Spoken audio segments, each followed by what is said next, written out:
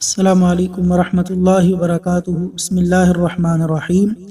رنج و غم دور کرنے کا وظیفہ۔ رسول اللہ صلی اللہ علیہ وسلم نے حضرت اسماء بنت امیس رضی اللہ عنہا سے فرمایا، میں تجھے ایسے کلمات نہ سکھا دوں جنہیں تو رنج و غم کے وقت پڑھے۔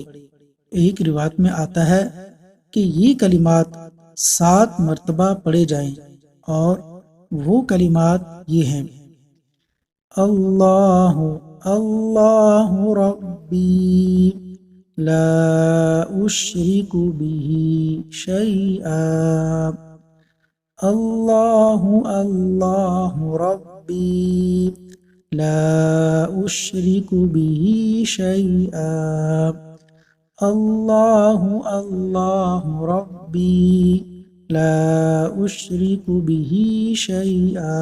اللہ تعالیٰ عمل کی توفیق عطا فرمائے۔